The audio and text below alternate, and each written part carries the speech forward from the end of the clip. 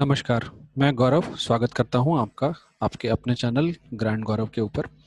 आज हम लोग वर्णाश्रम व्यवस्था के ऊपर कुछ कंटेंट को लेकर के आए हैं आपके जो यूनिट है उस यूनिट के अकॉर्डिंग। और स्टडी आपको करनी है कॉन्टिन्यूस बेसिस पे। अभी एग्जामिनेशंस भी आने वाले हैं, तो इसी को ध्यान में रख करके ये जो कंटेंट सीरीज है ये चल रही है। तो चलिए देखते हैं आज की सीरीज में वर्णाश्रम व्यवस्था को। अगर हम वर्णाश्रम की बात करें तो वर्णाश्रम व्यवस्था में जो वर्ण शब्द है, वर्ण शब्द व्री शब्द से बना है, जिसका अर्थ है इनहेरेंट ट्रेट्स, यानी जो आधारभूत गुण होते हैं उनको हम बात कर रहे हैं यहाँ पर। तो यहाँ पर अगर ध्यान से देखें तो प्राचीन समय में, एंशियंट इंडिया में, ऋग्वेदिक पीरियड में या ऋग्वेदिक टाइम में हमें सोसाइटी में लोगों का जो जीवन है वो रहन सहन की दृष्टि से अलग अलग भागों में विभक्त दिखाई देता है, और उसी को हम लोग वर्ण कहते हैं। तो वर्ण का अर्थ है, ऐसे भी आप समझे, वर्ण का अर्थ है रंग। तो यहाँ पर अगर ध्यान से देखें तो वर्ण जो शब्द है उसको चार स्तरों पर हम देख पाते हैं। ठीक है। तो जब भी हम वर्ण की बात कर रहे हैं तो वर्ण का अर्थ है ब्राह्मण, क्षत्रिय, वैश्य, शूद्र। ये चार वर्णों की बात करते हैं। और ऋग्वेद में पुरुष सूक्त में एक एक पंक्ति के अंदर, एक सूक्ति के अंदर हमको ये बात दिखाई देती है कि वहां पर इसका उल्लेख मिलता है कि universal man, universal universal man जो है वो हमें देखना है। तो हम वहां पर पुरुष की बात करते हैं। तो चलिए देखते हैं आगे। अगर हम बात करें ब्राह्मण की, तो ऐसा कहा जाता है कि ब्राह्मण जो है यूनिवर्सल मैन, यानी पुरुष जो है उसके मुंह से हमें स्पष्ट होता है। और अगर हम क्षत्रिय वर्ण की बात करें, क्षत्रिय वर्ण की बात करें तो क्षत्रिय वर्ण का जो उद्भव है वो हम उस पुरुष के हाथ से मानते हैं। अगर हम वैश्य की बात करें तो वैश्यों का जो उद्भव है वो ब्रह्म पुरुष या यूनिवर्सल मैन के जांघों से होता है। और शूद्रों की बात करें तो शूद्र जो है वो यूनिवर्सल मैन के पैर से उत्पन्न हुए हैं।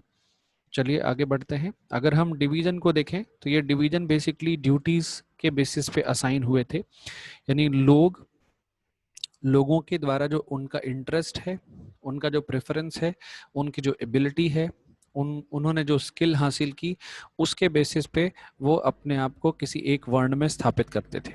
तो अगर हम वर्ण को ध्यान से देखें तो वर्ण कार्य के अनुसार विभाजन की स्थिति को देखता है। अ, ये भी बहुत महत्वपूर्ण है कि जब हम वर्ण को देखते हैं तो प्राचीन समय में वर्ण व्यवस्था थी जिसे बाद में जाति व्यवस्था में परिवर्तित कर दिया गया या जाति व्यवस्था में बदल दिया गया। तो ऋग्वेदिक सोसाइटी में हम ये देखते हैं कि किसी भी व्यक्ति को किसी भी प्रकार के कार्य को करना निषिद्ध नहीं बताया गया, यानी कोई भी व्यक्ति अपनी मर्जी से जो चाहे वो कार्य कर सकता था और अपने प्रोफेशन का चुनाव कर सकता था। तो कोई भी व्यक्ति जो किसी पर्टिकुलर वर्ण से संबंधित है वो अपने आप को उस वर्ण में रखने के योग्य तभी माना जाता था जब उसके द्वारा अपनी योग्यता को बढ़ाया गया है, और उस योग्यता के आधार पर, उस गुण के आधार पर, उस कौशल के आधार पर उसने अपने आप को उस वर्ण में स्थापित किया। तो अगर हम मनु के सिद्धांत को भी देख लें तो मनु के सिद्धांत की जो पुस्तक है उसको हम लोग मनुस्मृति कहते हैं। तो मनुस्मृति में भी ये बात स्पष्ट की गई है कि समाज में जितने भी लोग हैं उन्हें चार वर्णों में बांटा गया है। और मनु के अनुसार ब्राह्मण, क्षत्रिय, वैश्य, शूद्र, इन चार वर्णों के अतिरिक्त और पंचम वर्ण यानी पांचवा वर्ण और कोई उपलब्ध नहीं है। ब्राह्मण वर्ण को यहाँ पर सुप्रीम क्रिएशन ऑफ गॉड कहा।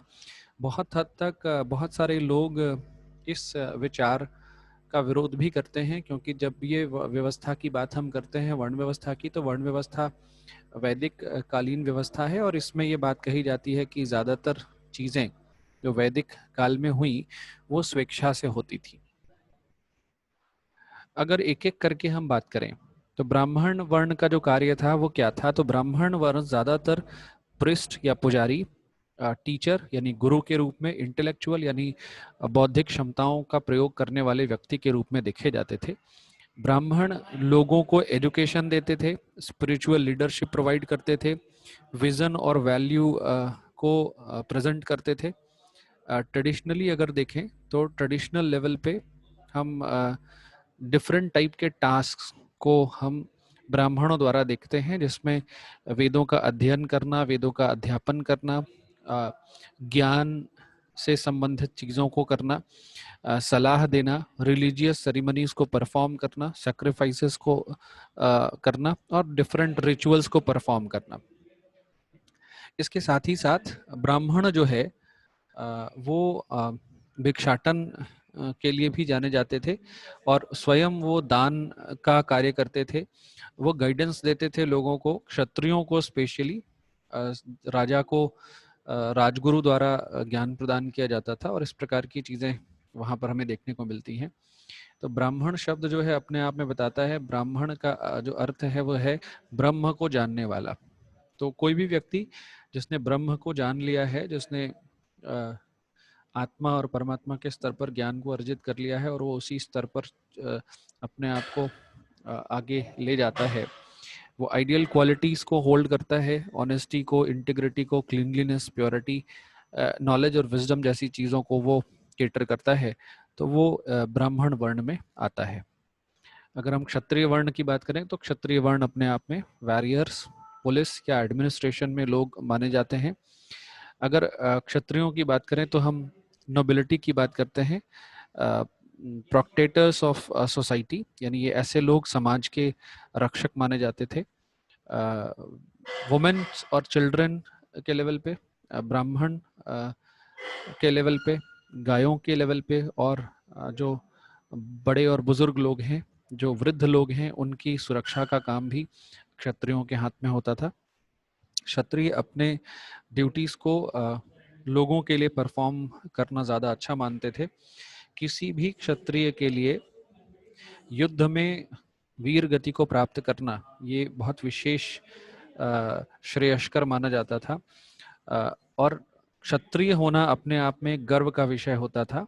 ज़्यादातर क्षत्रिय कभी किसी प्रकार की चुनौती को अस्वीकार नहीं करते थे और मुख्य रूप से इनका कार्य समाज को, राज्य को, राजा को, प्रजा को, व्यापारियों को सुरक्षा देना, ये सारी चीज़ें होती थी। टैक्सेस लगाने का जो काम है वो क्षत्रियों द्वारा किया जाता था, यानी क्षत्रिय का अर्थ है एडमिनिस्ट्रेशन में बैठे कुछ लोग प्रशासन के स्तर पर, वो लोगों से कर वसूलने का काम करते थे और इसमें क्षत्रिय जो है हेल्प करते थे। तो ब्राह्मणों से क्षत्रिय वर्ण के लोग सलाह लेते थे। जैसा कि हम लोग बहुत सारी स्क्रिप्चर्स में देख चुके हैं, अर्थशास्त्र में भी ये बात हमें देखने को मिलती है। कोई भी क्राइम या कोई भी लॉलेसनेस की सिचुएशन कहीं भी होती है, कहीं भी किसी के अधिकारों की हानि होती है, कहीं भी किसी का नुकसान होता है, तो वहाँ पर ये वर्ण अपने आप को प्रदर्शित करता है। रिस्पॉन्सिबिलिटी अपने देश के प्रति ये अपने स्तर पर बहुत मेंटेन करने का काम करते हैं। ये स्वयं के मन को जीतने का काम करने का कार्य बहुत विशेष तौर पर लेते हैं, क्योंकि ऐसा माना जाता है कि क्षत्रिय के रूप में ये तभी कार्य कर पाएंगे जब ये मन और शरीर दोनों स्तरों पर ठीक हो पाएंगे। तो इस प्रकार से हम देखें तो क्षत्रियों को भी हमने देखा कई प्रकार की चीज़ों को करते हुए। वैश्यों की बात करें, वैश्यों को हम लोग ज़्यादातर ब्राह्मणों और क्षत्रियों से बिल्कुल अलग बिजनेस में मानते हैं। ये लोग फार्मर्स बन सकते थे, मर्चेंट यापारी बन सकते थे और व्यापार से संबंधित जितने भी कार्य होते थे उन सभी कार्यों में, कृषि उत्पादन, इन सभी कार्यों में वैश्यों का बहुत ज़्यादा इम्पोर्टेंस देखने को मिलता है। अगर हम प्रोडक्टिव क्लास के रूप में इन्हें देखें तो ये गलत नहीं होगा। अगर हम वर्णों की देखें तो बाकी जो दो वर्ण हम देख रहे हैं उन वर्णों को हम द्विज कहते हैं। तो द्विज का अर्थ है दोबारा से जन्म लेने वाला। तो अगर हम यहाँ पर देखें तो ये द्विज शब्द भी उपयुक्त इन्हें सुटेबल तौर पर परिभाषित करता है।